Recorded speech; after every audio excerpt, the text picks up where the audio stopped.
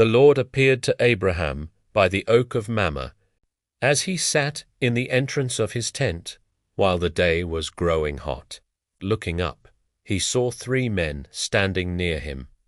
When he saw them, he ran from the entrance of the tent to greet them, and bowing to the ground, he said, "Sir, if it please you, do not go on past your servant. Let some water be brought, that you may bathe your feet, and then rest under the tree. Now that you have come to your servant, let me bring you a little food, that you may refresh yourselves, and afterward you may go on your way." "Very well," they replied, "do as you have said." Abraham hurried into the tent to Sarah and said, "Quick, 3 measures of bran flour. Knead it and make bread."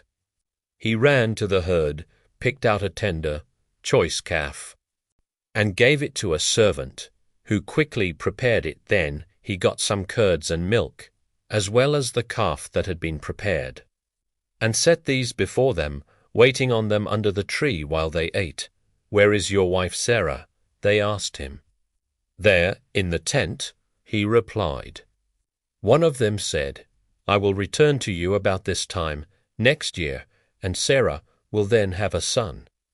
Sarah was listening at the entrance of the tent, just behind him. Now Abraham and Sarah were old, advanced in years, and Sarah had stopped having her menstrual periods.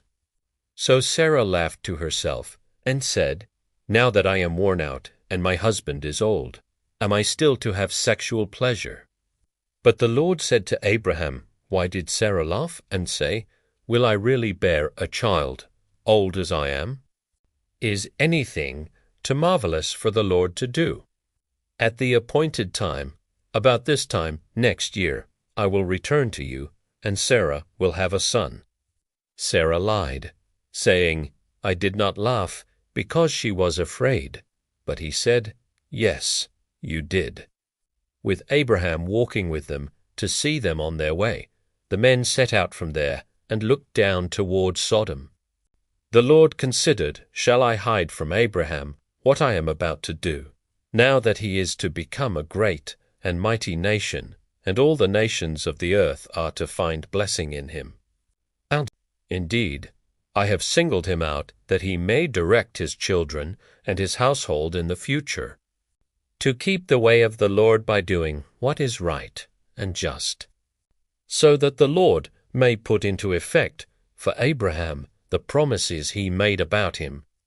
So the Lord said, "The outcry against Sodom and Gomorrah is so great, and their sin so grave, that I must go down to see whether or not their actions are as bad as the cry against them that comes to me. I mean to find out." As the men turned and walked on toward Sodom, Abraham remained standing before the Lord. Then Abraham drew near and said, "Will you really sweep away the righteous with the wicked? Suppose there were 50 righteous people in the city, would you really sweep away and not spare the place for the sake of the 50 righteous people within it? Far be it from you to do such a thing, to kill the righteous with the wicked, so that the righteous and the wicked are treated alike. Far be it from you. Should not the judge of all the world do what is just?" The Lord replied, "If I find 50 righteous people in the city of Sodom, I will spare the whole place for their sake." Abraham spoke up again, "See how I am presuming to speak to my Lord, though I am only dust and ashes. What if there are 5 less than 50 righteous people? Will you destroy the whole city because of those 5? "I will not destroy it," he answered, "if I find 45 there." But Abraham persisted, saying, "What if only 40 are found there?" He replied, "I will refrain from doing it for the sake of the 40. Then he said, "Do not let my Lord be angry if I go on. What if only 30 are found there?" He replied, "I will refrain from doing it if I can find 30 there." Abraham went on, "Since I have thus presumed to speak to my Lord, what if there are no more than 20.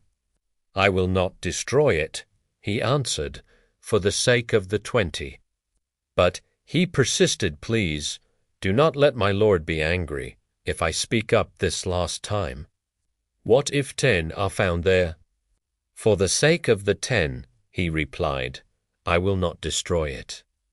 The Lord departed, as soon as he had finished speaking with Abraham, and Abraham returned home.